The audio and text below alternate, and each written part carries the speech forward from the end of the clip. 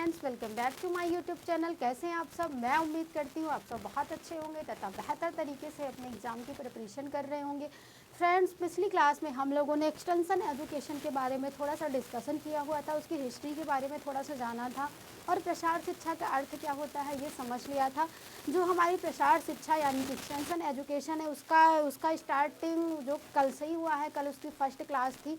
तो जिन लोगों ने अभी तक फर्स्ट क्लास नहीं देखी है तो सबसे पहले आप वो क्लास देख लीजिए, उसके बाद आप ये आज से कंटिन्यू कर लीजिए तो ज़्यादा समझ में आएगा। अगर आप हमारे चैनल पर नए हैं तो सबसे पहले आप हमारे चैनल को सब्सक्राइब कर लीजिए, बेल आइकन को प्रेस कर लीजिए।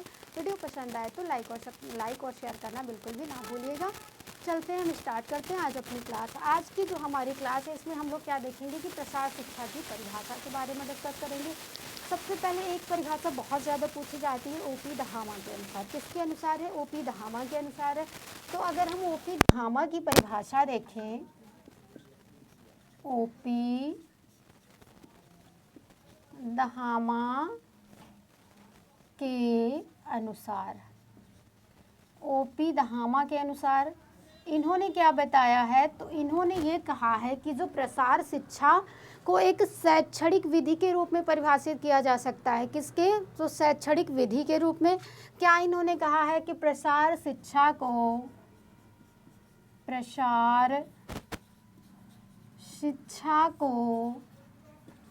शैक्षणिक विधि के रूप में,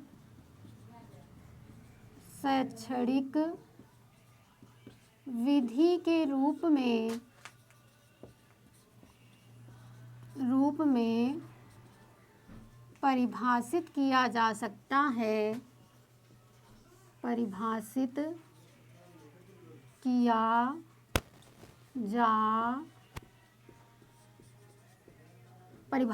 जा सकता है। किसके रूप में? तो शैक्षणिक विधि के रूप में परिभाषित किया जा सकता है। जिसके अंतर्गत होता क्या है? तो जिसके अंतर्गत ग्रामीण लोगों को उन्हीं विशिष्ट स्थानीय परिस्थितियों को, जिसके अंतर्गत क्या होता है? जिसके अंतर्गत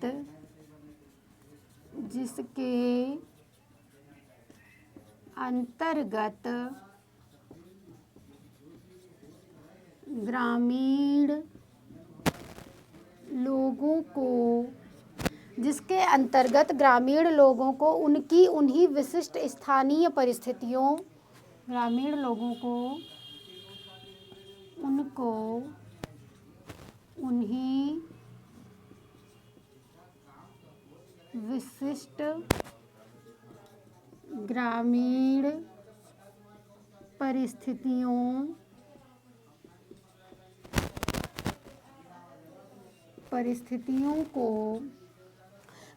परिस्थितियों को ही उन्नत पद्धति के बारे में जानकारी दी जाती है, उन्नति परिस्थितियों की ही होगा, को नहीं होगा, की ही उन्नति पद्धति के बारे में जानकारी दी जाती है।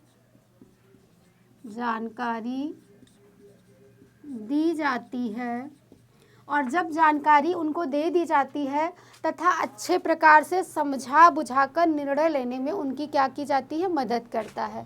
तथा अच्छे प्रकार से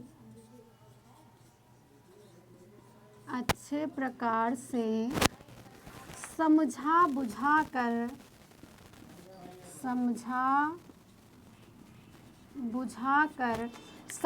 बुझाकर निर्णय लेने में उनकी मदद करता है। समझा बुझाकर निर्णय लेने में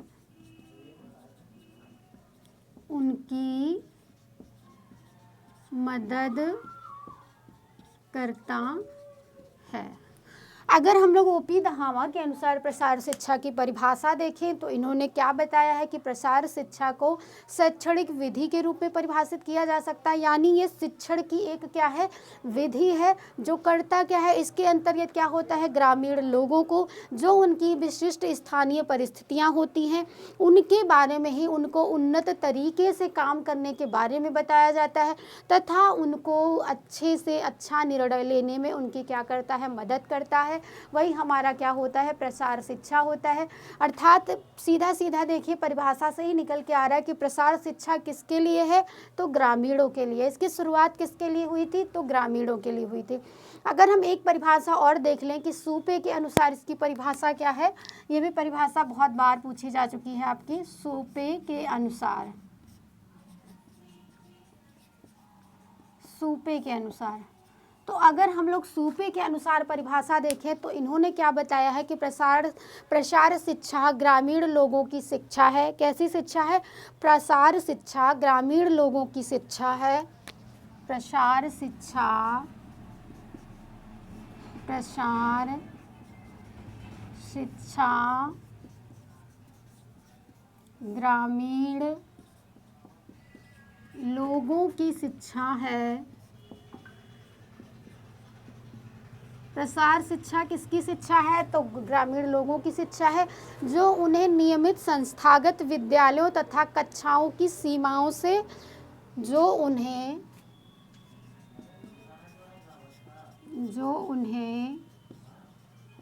नियमित विद्यालयों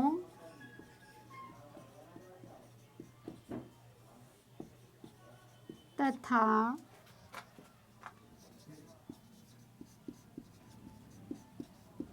कक्षाओं, नियमित विद्यालयों तथा कक्षाओं की सीमाओं से बाहर, कक्षाओं की सीमाओं से बाहर, कक्षाओं की सीमाओं से बाहर सामाजिक तथा सांस्कृतिक विकास के लिए दी जाती है। किसके विकास के लिए, सामाजिक तथा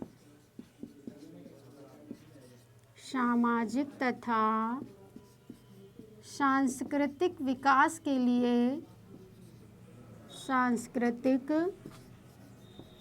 विकास के लिए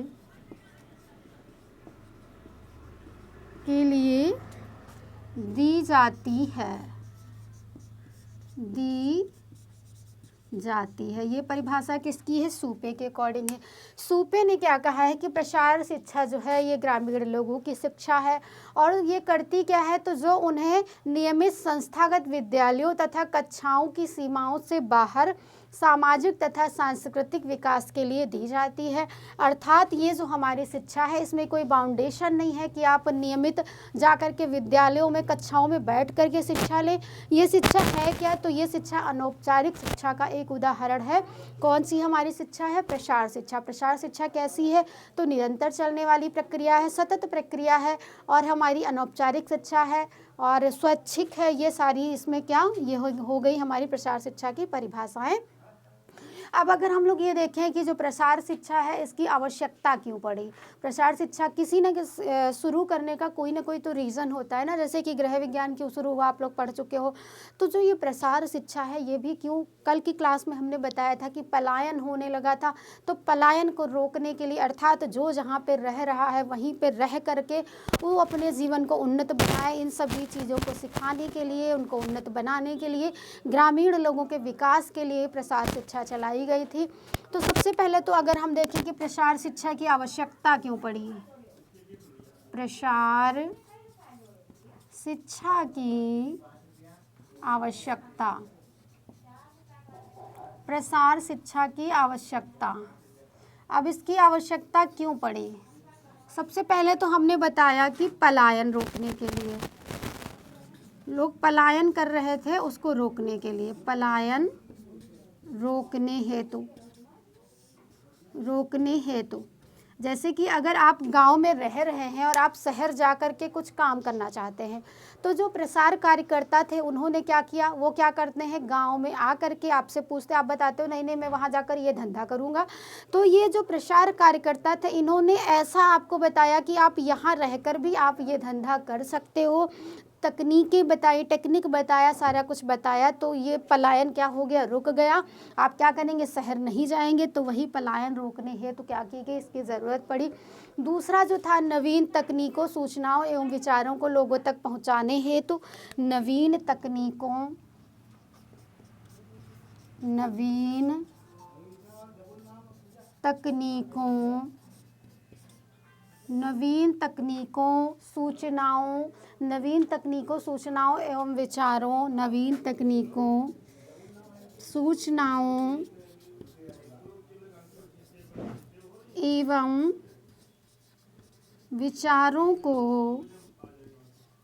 विचारों को लोगों तक पहुंचाने के लिए, लोगों तक पहुंचाने के लिए या पहुंचाने हेतु हो गया। और क्या थी इसकी आवश्यकताएं? तो समस्याओं को सुलझाने हेतु, समस्याओं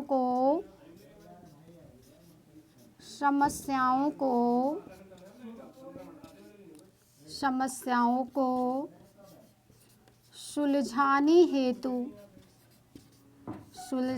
हेतु। और किस लिए इसकी ज़रूरत पड़ी? तो जो कार्यक्षमता एवं कार्यकुशलता बढ़ाने हेतु, कार्यक्षमता,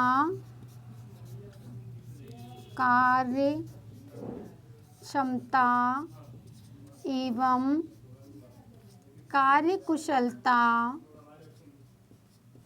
कार्यकुशलता बढ़ाने हेतु।